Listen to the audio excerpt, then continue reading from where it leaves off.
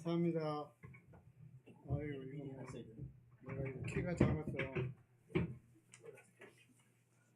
여러분들 만나서 반갑습니다. 또 초대해 주셔서 대단히 감사합니다. 방금 황 목사님 말씀드린 것처럼 이거 우리 신학대학원에서 한 학기 강의 요약한 겁니다. 그러니까 보통 한 15시간 강의할 내용을 이 짧은 시간에 제가 여러분들에게 이해를 시켜야 되는데 그게 가능할지 모르겠습니다.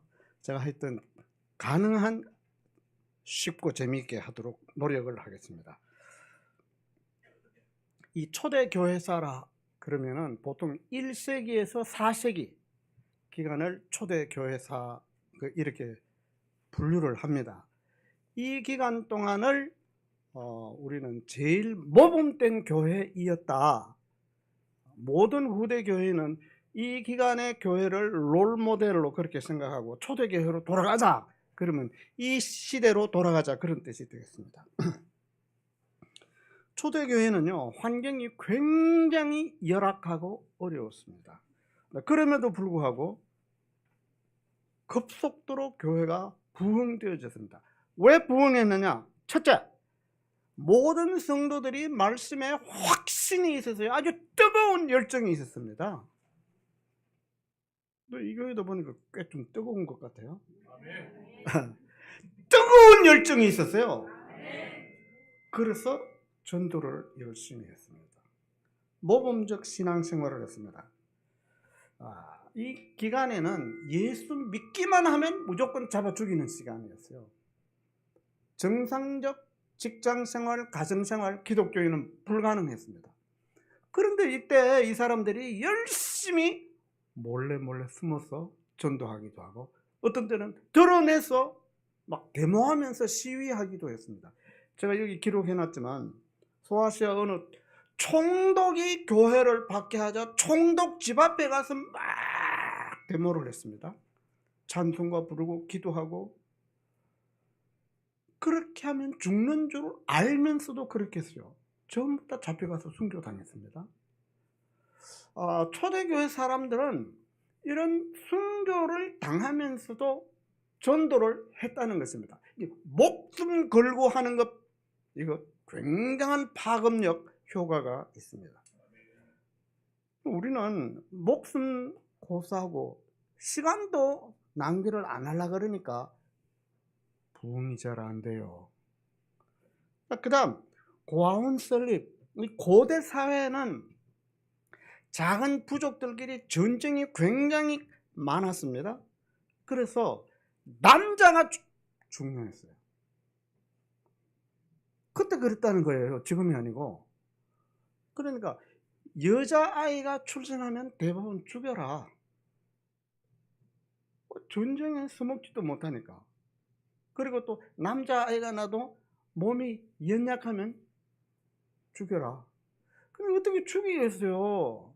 그러니까 부모들이 아이들을 어린아이가 그런 아이가 나면은 몰래 어디 갖다 내버렸어요. 그때 당시 교회, 그때 이 교회라는 게 지금처럼 건물에 있는 교회가 아니에요. 몰래 토굴에 아니면 어느 집 다락방 이런 데를 빌려서 예배드리고 하는 그런 교회입니다. 그런 교회에서 이 아이들을 모아서 교육을 시키고 그러니까 고아원 시작이 교회에서 시작이 되신 겁니다. 그러니까 아이를 내버렸으면 그 부모가 쓰레기 버린 듯이 버리고 무관심할 수가 있겠습니까? 우리 아이가 어떻게 가나 오늘은 뭐 하나 그걸 계속 보지 않겠어요? 자기 집에보다 더 잘 먹이고 또 교육도 시키고 처음에는 다 교회를 미워했지만 이런 것들이 교회 다니는 사람들 굉장히 착한데 교회에 대해서 호감을 갖도록 하는 동기가 되어졌습니다. 그 다음 구제사업.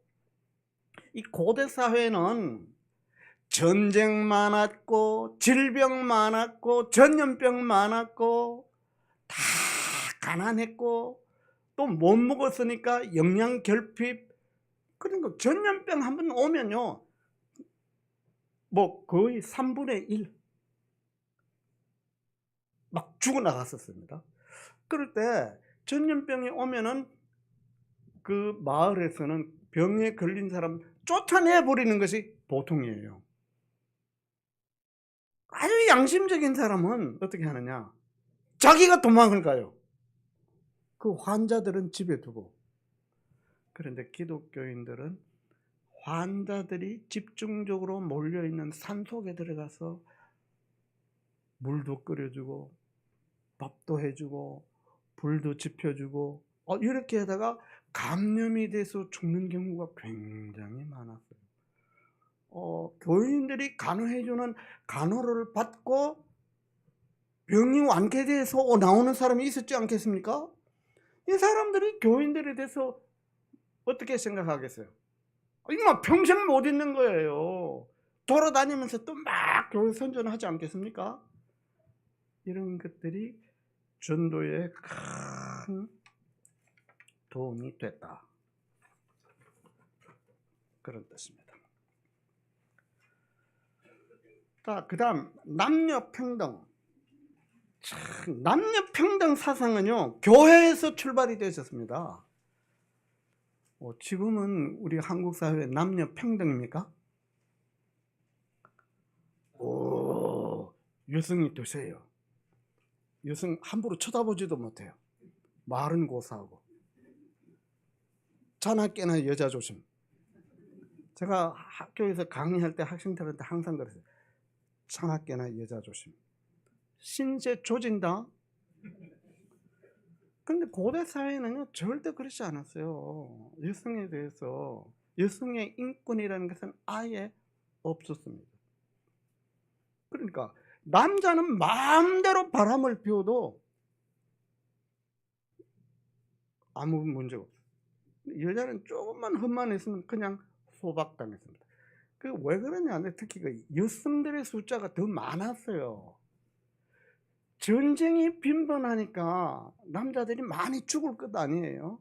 그러니까 여성들의 숫자가 더 많아서 그렇기도 했지만 이게 생각, 사고 자체가 남자인데 이런 게 있어서 여성을 마구 무시하고 짓밟고 이렇게 됐는데, 교회에서는요 절대 그게 허용이 안 됐어요. 처음부터. 성경 읽어보세요. 남자나 여자나 바람 피우면 똑같이 처벌하라 그랬지 남자는 봐줘라 그런 게 있습니까? 그러니까 여성들이 교회에 와서 그 소리 딱 듣고 그래서 상류층으로 진입해 들어가는 루트가 여성이었어요. 상류층 여성들이 교회에 와서 보고 자기 남편을 교회에 데리고 오기만 하면은 자기 자신과 자기 가정의 안전이 확보되겠다라는 확신을 가졌어요. 그래서 상류층 귀족 부인들이 교회를 많이 나왔어요. 그래서 남녀 평등을 가르쳤던 것이 교회 부흥의 한 원인이 되기도 합니다. 자, 노예에 대한 사랑. 노예는 아예 인권이 없었습니다. 사람이 아니었어요. 짐승과 같았습니다.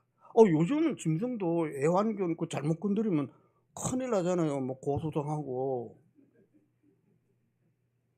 그럼 옛날에 노예는 그 수준도 아니에요. 이 노예는 대체로 어떻게 돼서 노예가 되느냐, 부모가 노예면 뭐 자녀도 노예예요. 그런데 전쟁에서 지면 잡혀간 포로들은 다 노예입니다. 그 집이 재산이에요. 그냥 물건 팔듯이 샀다가 팔았다가 이렇게 해요. 그러니까 이거 얼마나 비참합니까? 귀족이었던 사람이, 잘 나가던 사람이 전쟁에서 졌다고 해서 갑자기 잡혀가서 노예로 전락했다. 이거 환장할 짓 아닙니까? 이 짐승 취급해주고 말이에요. 그런데 교회에서는 그 사람도 동등한 하나님의 형상으로 지음받은 인간이다. 사랑해라. 사실 이 신약 성경에 그런 내용이 많이 나와요. 교회는, 초대 교회는 그 사랑을 노예들에게 실천했습니다. 자, 우리는 뭐 다 평등하니까 노예가 어떤 심정이었는지 도저히 이해를 할 수가 없어요. 그런데 노예가 교회를 왔어요. 교회 어떻게 와겠어요? 자기 집 주인이 데리고 왔으니까 왔을 거 아니에요. 근데 교회에 딱 오니까 자기보다 굉장히 높은 그 상전이 형제요. 그러면서 옛날 사람들은 요즘은 이렇게 악수하시면 흙을 등 이렇게 두들겨 또 볼 이렇게 봤죠, 그죠? 하니까 노예들은 막 감동이 돼 죽겠는 거야. 또 교회 가고 싶어.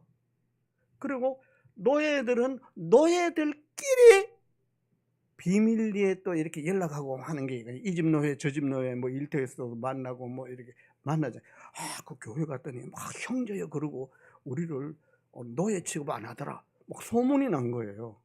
그래서 초대 교회는요 노예들에게 엄청난 인기가 있었습니다. 그럼 노예라고 다 무식합니까? 똑똑한 노예들도 있어요. 굉장히 재주가 많은 노예들도 있어요. 이런 노예들은 이 로마의 시민들과 몰래 결혼까지 했어요. 이 노예와 일반 시민이 결혼하는 것은 로마 정부에서 로마 법에서 아주 엄격하게 금하는 겁니다. 옛날 우리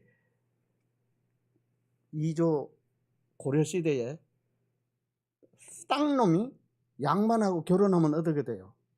이건 바로 죽입니다. 이거는 사회를 혁명으로 뒤집는 것과 마찬가지예요. 로마 시대도 마찬가지였어요. 그래도 결혼 막 했었어요. 교회에서는 허용했는데 정부만 허용 안 한 거예요. 그리고 노예가 교회 신앙생활을 열심히 하다가 감독까지 된 사람들이 상당히 있었어요. 노예가 평신도도 될 수 없는데 단임 목사까지 됐다 그러면 놀라 자빠질 일은 아닙니까? 그래서 노예들이 교회에 엄청나게 많이 나왔습니다. 그런데 4세기, 5세기 이렇게 되지만요, 이 훈족이라고 해서 이 몽골이아니 중앙아시아를 통해서 전쟁을 일으켜서 이 북유럽을 점령을 해요. 그러다 거기 점령당했던 사람이 자연히 밀려서 남쪽으로 내려오는 거예요. 이 남쪽으로 내려오면 이 로마, 이스라엘, 유대 지역으로 내려오거든요. 뭐 전쟁이 일어난 거예요. 이때 노예들 때문에 교회는 아무런 피해를 당하지 않았어요. 왜냐? 쳐내려 오는 사람들이 이 노예들이 자기 다 고향 사람들이야. 먼저 전쟁에서 잡혀와서 노예 됐을 뿐이야. 그래서 이 사람들이 나가서 뭐 어쩌고 우리 뭐 어쩌고 교회는 아무런 피해를 당하지 않았고, 그리고 또 먼저 노예가 돼서 예수 믿었던 사람들이 선교사가 돼서 자기 고향으로 고국으로 돌아가서, 그게 유럽이에요. 요즘으로 치면 프랑스, 독일, 스페인 그쪽 북쪽으로 영국으로 선교사 나가서, 그래서 유럽의 복음화가 빨리 되졌습니다. 자, 이런 생활은 그때 당시 로마 그 고대 사회의 일반 상식을 완전히 뒤엎어버리는, 그러나 성경 말씀에 근거한 생활을 했기 때문에 이게 이제 교회 부흥에 큰 영향을 끼쳤다. 그래서 초대 교회는 상당히 어려운 가운데도, 열악한 환경 속에서도, 박해를 받으면서도 부흥이 되어졌어요. 부흥만 되었느냐? 박해가 일어났습니다. 예수를 처음 믿으면 항상 갈등이 있어요. 그럼 요즘도 그렇잖아요. 갑자기 불교 믿던 집안에서 교회 가겠다 그러면 싸움이 일어납니까? 안 일어납니까? 일어나요. 근데 사회도 마찬가지예요. 우리나라 천주교 처음 들어왔을 때 박해 많이 있었잖아요. 신유 박해, 무슨 박해. 그러니까 이 고대 그 서방 사회에서는요, 잡다한 많은 신들을 섬겼어요. 우리 조상들도 무수한 무속신앙을 많이 섬겼지만 그 사람들도 굉장히 신을 많이 섬겼어요. 그런데 이 로마가 전쟁을 제일 잘하는 민족이었어요. 그래서 로마가 1000년 동안 이 유럽을 이제 지배를 한 거거든요. 전쟁을 해서 어느 나라를 딱 점령을 하면은 로마 정책 가운데 하나가 가장 특징적인 게 융화정책입니다. 융화정책. 딱 박멸해버리는 게 아니고 그 민족의 문화와 종교는 인정해주는 것이었습니다. 그러니까 날이 갈수록 식민지를 많이 만드는 거거든요. 식민지를 많이 만들면 무슨 숫자가 더 많이 늘어나겠어요? 종교 숫자가 더 많이 늘어나는 거예요. 그리고 이 세상에서 제일 고집센 사람이 누구겠습니까? 종교인들입니다. 우리 교인들도 고집세지만 왜냐? 종교적 신앙으로 똘똘 뭉쳤기 때문에 이거는 막 일반 사람들하고는 다른 거예요. 그런데 이 잡다한 종교들이 아주 희한한 종교 의식들을 막 행하는데 그거는 사회의 미풍양속도 해치고 사회의 윤리관도 해치고 심지어 종교 의식 가운데 정치 고위 정치인들 공직자들 암살 행위도 있어요. 그거 얼마나 무서워요. 그래서 로마에서 무조건 모든 종교를 다 허용해서는 안 되겠다. 허용할 종교를 조사를 해야 되겠다. 그래서 원로원에서 조사하기 시작했습니다.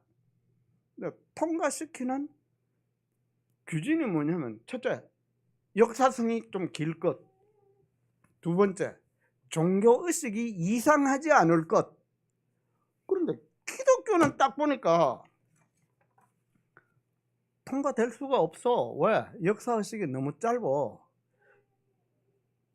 이건 뭐 AD 10년, 20년대에 이런 일이 만들어졌으니까 종교가 생긴 지가 10년, 20년도 안 되는 거 아니에요. 그리고 자기들은 전부 다 무슨 형상을 만들어 놓고 그 앞에 가서 하는데 기독교인들은 아무 때나 아무 곳에서나 도저히 이거 납득이 안 되는 거예요. 그래서 불허 인정을 못 받았습니다. 불법 종교 집단이에요. 그러다가 잡다한 종교를 하나로 통일을 시켰는데 그게 이제 태양신 숭배 종교로 통일을 시켰어요. 그러다가 황제가 신이다 이렇게 결정을 했습니다. 신이니까 이제 숭배를 해야죠. 그래서 황제 숭배를 강요하기 시작했습니다. 황제를 숭배 안 하면은 이거는 무조건 로마 정부를 뒤엎으려고 하는 반역자로. 그런데 기독교인들이 로마 황제를 숭배할 수 있습니까? 없어요. 이거는 10계명 1, 2계명의 정면 도전입니다. 그러니까 로마 정부에서 볼 때는 기독교는 전부 다 로마에 반정하는 집단이다 이렇게 됐죠. 그래서 박해가 가해진 겁니다. 자, 대표적인 박해 10개가 있는데 제일 첫 번째 강한 박해가 네로 황제 박해. 네로 황제 이야기는 많이 들어봤죠. 오늘 우리 성경 본문 히브리서 11장 그게 네로 황제 박해 때 일어났던 상황을 그대로 기록해 놓은 거예요. 이 히브리서 저자는 네로 황제 박해를 딱 목도한 사람이에요. 자기들 파티하기 위해서 기독교인을 잡아서 딱 묶어서 기름칠해 놓고 거기다가 불을 질러서 횃불용으로 사용하기도 하고 짐승밥이 되기도 하고 아주 뭐 처참한 일들이 막 일어났습니다. 이 가운데 변절하는 사람도 있고 신앙을 변절하는 사람도 있고 끝까지 지키다가 뭐 투옥되기도 하고 순교당하는 사람 부지기수. 우리 성경에 나오는 12사도 가운데 모든 사도 요한 뭐 밤모섬에 가서 피난 가서 순교를 안 당했지만 그건 순교 당하는 것보다 더 가혹한 일생 동안 고생을 한 분이에요. 그럼 12사도들 다 순교당했습니다. 사도들의 제자들도 다 순교당했어요. 그러니까 초대교회의 신앙이 좋은 사람들, 유능한 사람들, 똑똑한 사람들 대부분 다 순교 다 당했어요. 이게 4세기 초까지. 우리는 일제 36년 동안 박해를 받아 끔찍했지 않습니까? 초대교회는 300여 년 동안. 이거는 굉장히 가혹한 박해입니다. 자, 이 박해 기간을 하나님 은혜 가운데 또 교인들이 기도하는 가운데 잘 넘겼어요. 자, 박해만 있는 게 아니고 또 이단들이 나왔어요. 이단. 이 이단은요, 예수님이 재림할 때까지 계속 나옵니다. 지금도 이단이 있어요. 자, 초대교회에 나왔던 이단 가운데 대표적인 게 영지주의라고 했어요. 나스틱 2세기, 3세기 동안 활동했고, 이 말시온, 여기도 2세기. 자, 이 사람들은 이원론주의자들입니다. 우리는 하나님이 천지 만물을 다 창조했다 이러는데 이 사람들은 그렇지 않아요. 이 사람들은 뭐든지 두 개로 딱딱 분리를 해요. 구약의 하나님은 아주 악한 신이고 나쁜 신이고 전쟁의 신이고 모순의 신이고 죄를 만드는 신이고, 신약의 하나님인 예수님은 착한 신이고 구약의 하나님을 쳐부수기 위해서 이 세상에 오셨다. 영은 착하고 선하지만 육은 악하고 나쁜 것이다. 이제 이렇게 가르치는 거예요.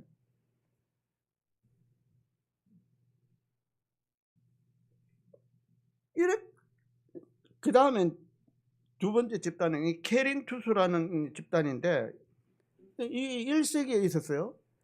예수님을 그리스도가 아니다. 그냥 단순한 인간이다. 이렇게 가르쳤어요. 이 요한 1서 2장 3장에 보면은 예수를 가르쳐서 그리스도라 시인하지 않은 사람은 그거는 이단이라고 그랬어요. 그러니까 사도 요한이 있을 때 이 케린토스가 있은 거예요. 카포크리테스라는 이 집단은 아주 말로도 표현하기, 설명하기 어려울 정도로 유격 방임주의, 남편과 아내를 공유하는. 자, 그런데 제가 방금 이야기하는 이런 이단들은요, 굉장히 뜨거운 신앙을 가졌던 사람들이에요. 맹성맹성한 사람이 아닙니다. 얼마나 뜨겁게 기도하는지 몰라요. 선행도 해요. 그런데 왜 이러냐? 성경을 편파적으로 아전인수격으로 해석을 하는 겁니다. 성경을 아전인수격으로 해석하는 거 제일 위험한 겁니다.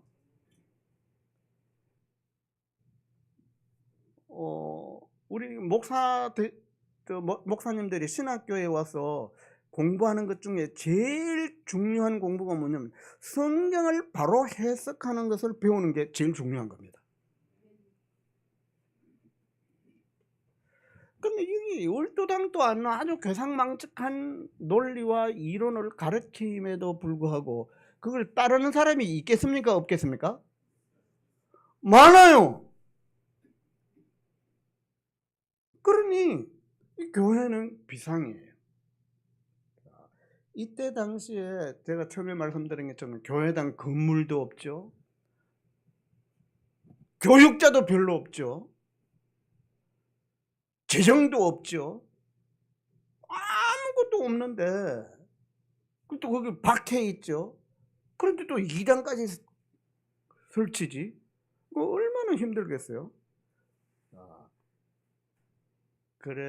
그럼에도 불구하고 이제 박해와 이 이란을 막아내기 위해서 활동한 지도자들이 이것을 막아내기 위해서 여러 가지 조치를 했는데, 지금부터 나오는 모든 제가 강의하는 내용은 박해와 이단을 막아내고 성도들에게 바른 신앙을 심어주기 위한 초대교회 지도자들이 시행한 조치 내용들입니다.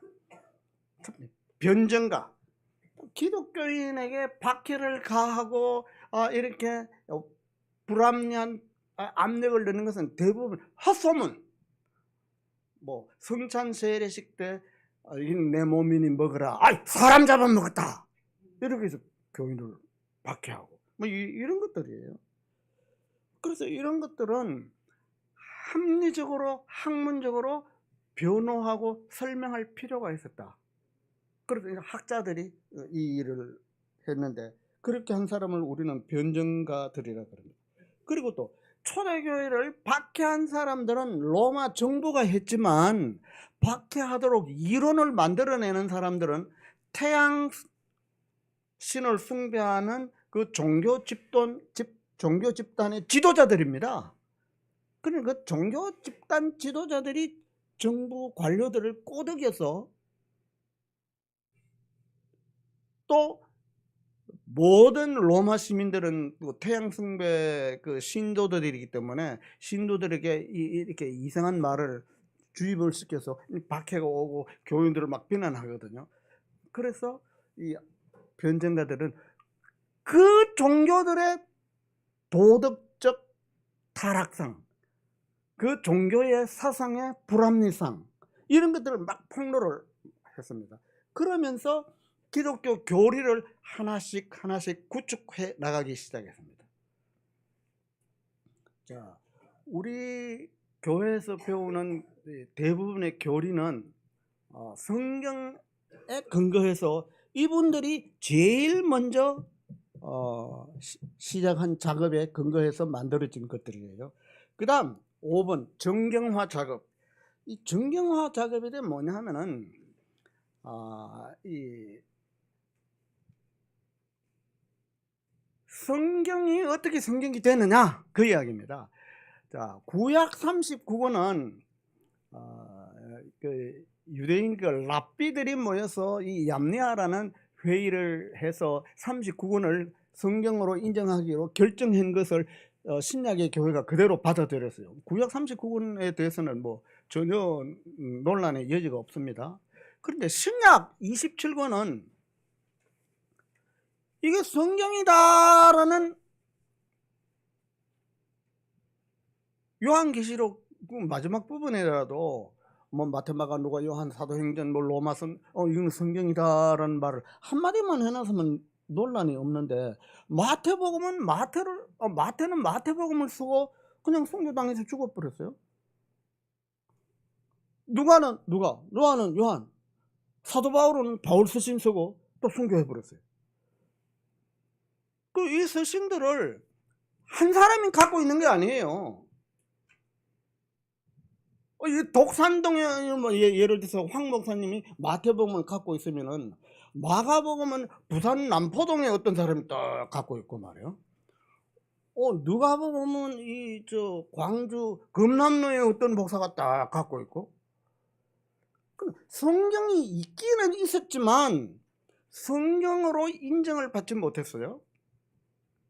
또 통용이 되지도 않았습니다. 왜냐하면 그때는 인쇄술도 발전이 안 됐고 한 사람이 딱 갖고 있으면 이걸 뭐 복사할 수도 없는 일이고, 그래서 감독들끼리 서신 교환하면서 서로 부분적으로 카피해 보이기도 하고 빌려 보기도 하고 이렇게 했었습니다. 그렇게 하기를 한 200년 동안. 그러니까 이 성경이 기록은 되어 있었을 때 이것을 성경으로 공적 인정을 못 받았었어요. 그러던 가운데 한 400년대 가까이 돼서 히포 종교회의에서 신약 27권을 이제 성경으로 인정했는데, 인정한 근거가 뭐냐? 사도가 써야 된다. 사도가 기록한 책. 사도 아니면 사도에 준하는 권위를 가진 사람. 그 다음 오래된 책. 자꾸만 내가 성경 계시 받았다 그러면서 성경 쓰면 되겠습니까? 안 되겠습니까? 여러분들 성경 두꺼워요? 안 두꺼워요? 이거 읽기 두꺼워서 한번 읽기 힘듭니까? 안 힘듭니까? 이거 읽기도 힘든데 자꾸 계시 받았다고 이거 이 성경과 동등하다고 이 붙이면 이 성경 초록으로 몇 초록 싣고 다녀도 모자랄 거 아닙니까? 어떻게 예수 믿겠어요? 이것도 못 읽는데. 그래서 요한계시록 마지막 장 마지막 절 부분에 보면은 기록된 성경 이외에 한자를 더하지도 말고 빼지도 말라. 성경 계시 받았다 그딴 말 하지 마라. 계시는 끝났다. 그리고 이 성경만 가지고 앞으로 예수를 믿어라. 정경화 작업을 했습니다. 왜냐? 이단들은 성경을 계속 난도질을 했으니까. 그 다음 6번 신경. 이제 빨리빨리 끝납니다. 그래도 뭐 지루하지는 않죠. 예. 신경이 뭐냐? 쉽게 말하면 사도신경을 이야기하는 거예요. 자, 초대교회 성경 없어요. 예수는 믿어야 돼요. 뭐 보고 믿나? 그러니까 감독들이 서로 이제 성경을 이렇게 빌려가면서 읽었다 그랬죠. 또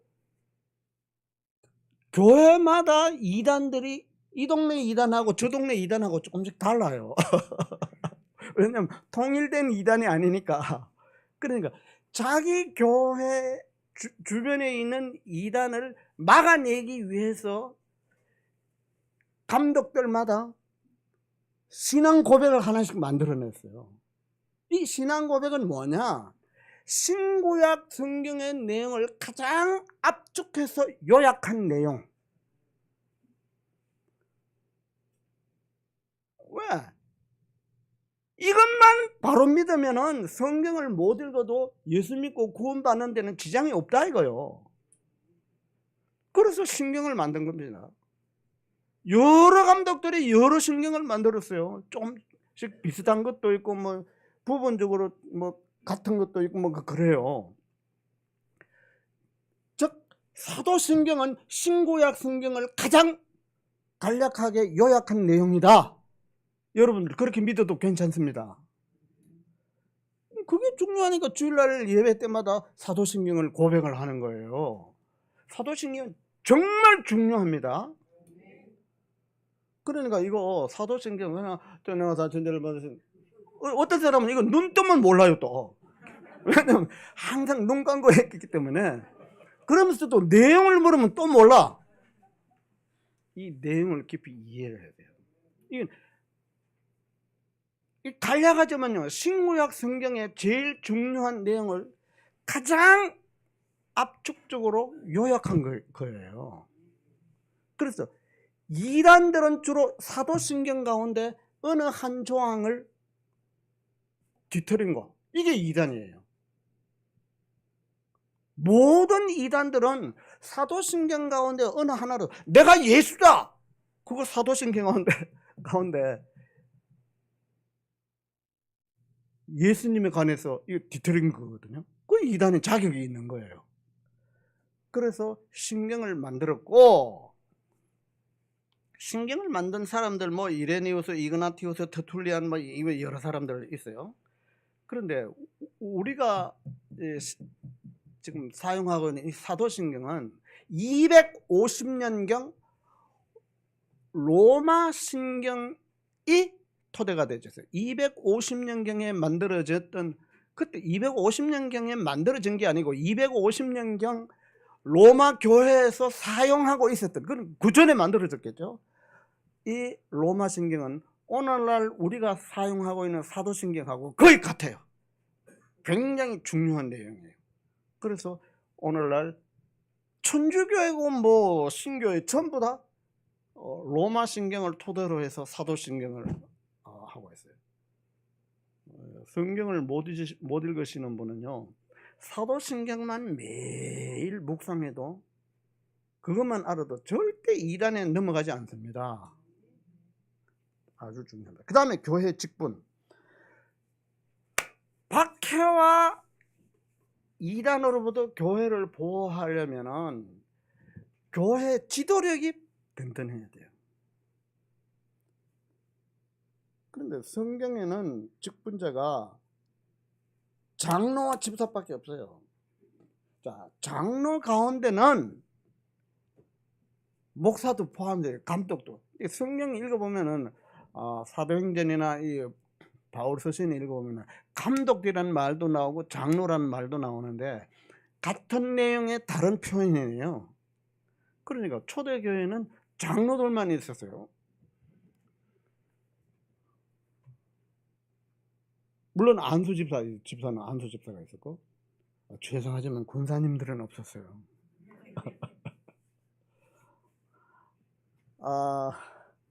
그때 박해가 일어났다. 박해가 일어나면 긴박한 상황, 비상 상황이에요. 왜냐면 마구 잡아가서 막 죽이고 막 그러니까, 그러면 피난 가야 되겠어요, 안 가야 되겠어요? 가야 돼요. 어떤 사람은요, 로마 군인이 박해받으러 오는데 십자가 그러면서 막 찬송가 부르면서 나오는 신앙이 뜨거운 이상한 사람도 있고, 어떤 사람은 주야 그러고 나오는 초대교회 주저되는 거, 전부 다 그건 안 된다 그랬어요. 그거는 달리는 열차에 뛰어드는 것과 같은 자살 행위라고 그랬습니다. 그런데 피해야 되거든요. 피하려고 그러면은 전략적으로 지도자가 긴급하게 누구는 어디로 펴고 누구는 누구한테 연락해서 어디 빼고, 이때 장로님들도 여러분이 있는데 이런 거 잘하는 장로님이 있고, 이거 어떻게 해야 되지? 이렇게 뭐 걱정만 하고 이거 잘 못하는 분들도 있어요. 자, 이때 행정적 능력을 발휘하는 분이 자동적으로 감독이 되졌어요. 장로 가운데 제일 그러니까 교회 일들을 앞장서서 하는 분들, 이런 분들을 가리켜서 감독이 되진 겁니다. 자, 초대교회에서 이제 감독직을 강화한 분이 누구냐? 그 1번 7번의 관로 1번 순교자 저스틴과 이레니우스는 사도적 신앙 수호를 강조했다. 이분들은 외적 조직보다도 신앙과 신학의 내용을 잘 믿어야 된다라는 것을 강조했어요, 이 사람들은. 그런데 그 다음부터는 2번 키프리안. 자, 키프리안 이 사람은요, 지금 내가 설명하는 이분들은 정말 훌륭한 분들입니다. 후대 교회에 엄청난 영향력을 끼치는 분이에요. 이 키프리안은 자기가 목회하는 교회에 뭐 이단은 아니지만 도전하는 장로 가운데 어떤 사람이 감독으로 있는데 도전을 했어요. 그래서 나도 뭐 감독 같은 뭐 권위를 갖고 있다. 그래서 이 크프리아는 정식 감독 회의에서 인준받고 안수받지 아니하는 감독은 감독이 아니다. 저는 가짜 감독이다. 가짜 감독한테 백날 하나님 말씀 듣고 안수받아도 그거는 하나님의 저주만 임할 뿐이다. 그래서 이분은 감독의 권위를 엄청 강조하면서 감독을 떠나면 구원이 없다 그랬습니다. 자, 거기 적어놨죠. 제가 감독을 어머니로 갖지 않는 사람은 하나님을 아버지로 모실 수 없다. 감독을 떠나서 구원이 없다. 이 말에 어느 정도 일리는 있어요. 신앙이 성장하려면은, 바른 신앙을 가지려면 목사님의 가르침을 바로 받아야 돼요. 그 다음 세 번째, 암브로시우스는, 이 암브로시우스는요, 교회와 국가, 황제와 감독, 이때는 이미 교회가 꽤 좀 부흥되었던 시기예요. 그리고 황제도 교회에 나오던 그 시기입니다. 그때 황제와 감독이 항상 권력 다툼. 남자들은요, 둘만 만나도 서열 다툼합니다. 군사님들 그건 모르죠. 남자들은요, 두세 사람만 만나도 5분 안에 서열 다 정리해버려요. 말 안 해도 눈치로 다 정리해버려요. 내 말이 틀립니까? 맞아요. 그러니까 이거 알력 다툼이 황제는 내가 황제인데 이 교회 와서도 항상 뭐 높은 자리에 내 앉으라 그러고 말이지. 황제가 명령한 거는 또 교회 감독이 들어야 된다 그러고, 감독은 아니 말이지, 지가 뭐지, 황제면 황제지, 교회에서 지가 평신도지, 감독 말도 안 되고. 황제가 교회, 이 암브로시우스는 교회 오면은 막 평신도는 황제라도 감독의 말을 순종해야 된다고 막 직격탄으로 막 설교를 막 해제껴요. 그리고 황제 말에 순종 안 하면은 치리한다 그러고, 실제로 치리를 해요. 해버렸어요. 그래서 황제보다는 감독이 높다, 더 높다, 높은 자리다라는 것을 이론으로 만들었을 뿐만 아니라 이것을 몸으로 실천을 딱 해버린 사람이에요. 대단한 사람이에요. 네 번째, 레오는 이 로마 감독인데 이 4세기, 5세기 중반이거든요. 이 교회가 5세기구나. 교회가 상당히 부흥이 되었어요. 왜냐하면은 380년대 되지면요, 기독교가 로마의 국교가 되어버려요. 이게 너무 급변하니까 이해가 잘 안 되죠. 처음에는 예수 믿으면 다 죽였는데 380년대 되지면요, 기독교가 국교가 되기 때문에 교회 안 다니면 다 죽어요. 그러니까 이게 교회가 얼마나 감독이 힘이 들어가겠어요. 감독들도 굉장히 많지 않겠어요.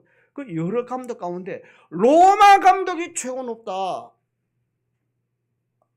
라는 이론을 만들어내고 이것을 시행했던 사람이 레오예요.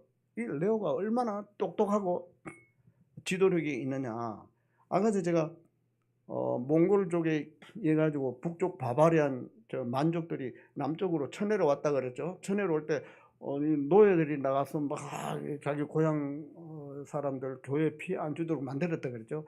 이 전쟁이 일어났을 때 황제가 사실은 이 군대를 끌고 가서 이 전쟁을 해야 되거든요. 이 황제는 전쟁할 생각도 못 하는데 레오가 말을 타고 나가서 그쪽 수장을 만나서 돈 좀 주고 돌아가라.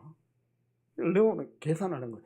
저 숫자의 군대가 오면은 우리에게 얼마만큼 피해가 생기고 얼만큼 숫자의 인명피해가 있겠다. 자, 돈 조금 주고 그 사람들 돈 좋아하는 걸 알았어요. 이 전쟁 안 하는 것이 좋겠다. 이렇게 해서 했던 사람이에요. 그러니까 이 머리가 비상한 사람이에요.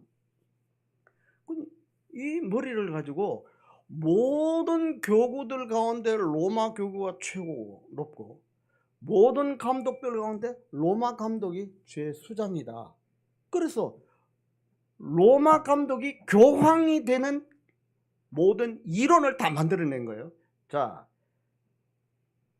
키프리안, 암브로시우스, 레오, 이 세 사람이 오늘날 천주교 로마 교황에 있게끔 만드는 이론과 토대를 다 만들어냈어요. 그래서 천주교에서 이 세 분을요, 성자 중에 성자로 떠받들고 있습니다.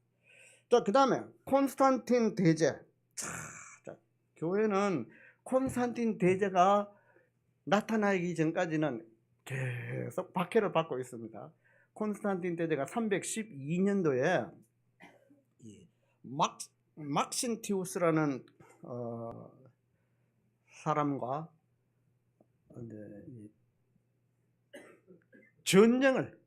엄청난 전쟁을 앞두고 있었어요.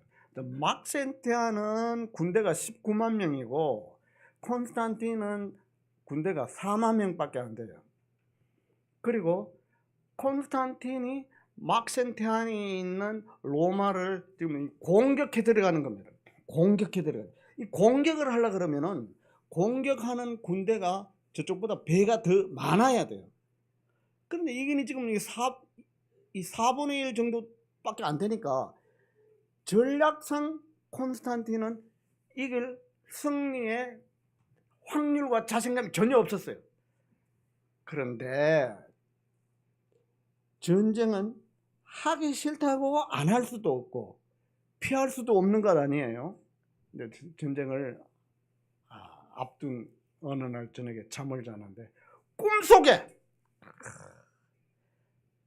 기독교 하나님이 나타나서 그리스도의 이름으로 군대 깃발을 만들어라 라는 음성을 들었어요. 자, 여러분들 가끔 가다 보면은 PX 표시 본 거 있죠? 영어로 P자하고 X자. 그게 그리스도의 헬라어의 첫 두 글자를 붙인 거예요. 그 PX가 아니고 크리스투스 그 두 글자인데 이걸 라바룸이라고 하는데 이걸 군대 깃발로 만들어라 그래. 음성을 두고 콘스탄이 그걸 깃발을 들고 나가서 압도적으로 승리를 했습니다. 그래서 앞으로 치러야 될 전쟁도 많은데 정말 전쟁에 능한 신이라더니 기독교 하나님 전쟁. 그래서 이 사람이 회개하고 교회 들어왔어요. 자, 콘스탄틴이 회개하고 교회 들어온 것은 마치 무엇과 같으냐? 북한에 김정은이 회개하고 교회 오는 것과 거의 방불한 겁니다. 예를 들어서 북한에 김정은이 회개하고 교회 오면 어떤 일이 벌어지겠어요? 북한 동포들 다 그 다음날 교회 안 나오면 죽을 살아요. 그런데 교회 다 나오게 되지는 거야. 그래서 갑자기 교회가 폭발적으로 부흥하게 되는 겁니다. 자, 이렇게 갑작스런 폭발적 부흥은 문제가 폭발적으로 생기게 돼요. 왜? 태양신을 숭배하던 그 이방 종교인들이 갑자기 황제가 교회에 나오니까 안 나오면 이게 아부꾼들 말이지. 자기 신상에 손해가 될 것 같으니까 다 나오니까 교회가 뭐 붕될 수밖에. 교인들 교회 나올 때 빈손으로 나옵니까? 다 헌금. 교회 돈이 많아. 그전에는 감독들이 금식 철야 주여 이제는 뭐 황제가 교회 와서 감독님, 그러니까 황제가 감독님 하는데 누가 다른 사람들이 감독한테 뭐라고 하겠어요? 옛날에 감독 못 잡아주겠어 난리 피우던 사람들이 감독한테 막 선물 주고, 아이고 감독님 경호 가시고, 물러가라 감독님 가신다.